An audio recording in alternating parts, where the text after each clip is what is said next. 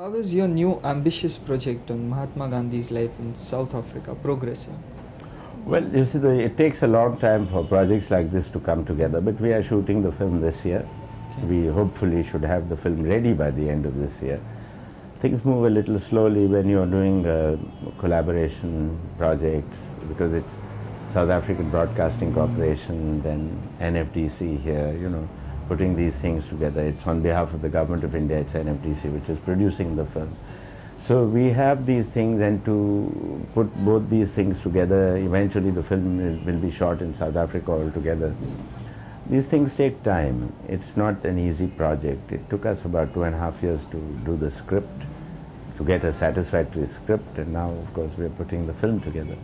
It's based on a book again? No, it's not based on any single book. Okay. It's based on his life, his early life, from the age of 24 to the age of 45, which was the 21 years that Gandhiji lived in South Africa.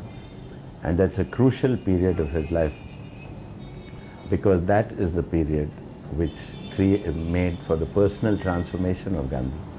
That was the period when the whole principles and processes of Satyagraha were not only evolved, developed, but also perfected.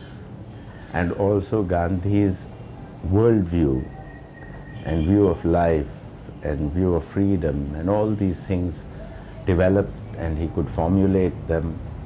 So when he came to India, he already was a Mahatma. Okay. Now I see that you've done quite a few historicals, and Bharat Ek Khoj, of course.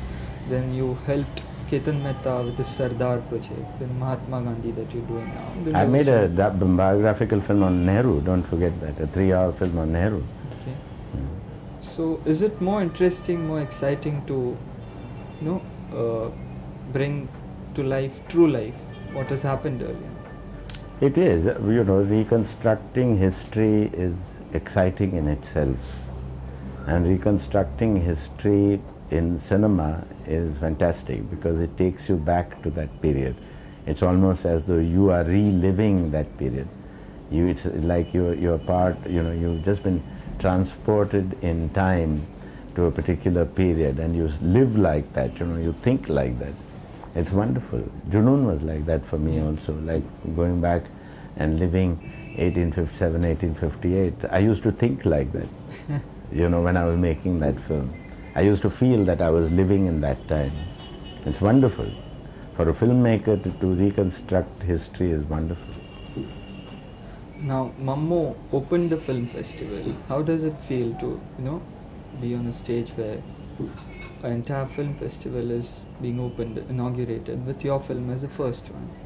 Well, this is not the first time. Junoon had opened the International Film Festival in the year 1980, January 1980.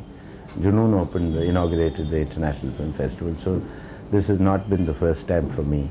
But it's very exciting to have it opened at the Brabourne Stadium and to have had a very good response to the film. Obviously, it's very, very exciting, very satisfying, very heartening, very pleasing, all these things. Yeah.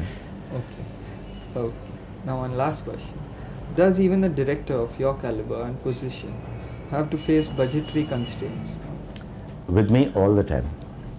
Because the kind of films I make are considered high-risk ventures. So first of all, I don't get too many people putting money into my films. So that being the first problem. The second is, when they do put money, they're very tight about it, and so, which means that I have to think in terms of projects that don't cost very much money. But then I'm used to it. I've been doing it for so many years. It's not anything new. But I would sometimes feel happier if I had a little more money to work with. But because you have to accept what is the situation, you can't just sit there and mope and say that how dreadful the world has treated me. Because I don't believe that's true. One should recognize that the kind of films I want to make, they are considered high risk. So naturally, people are not just going to be so easy and give me as much money as I want. They are going to be, they have to think practically about these things. But as I said, I also sometimes feel that how much better it would be if I had a little more money to work with than what I normally get.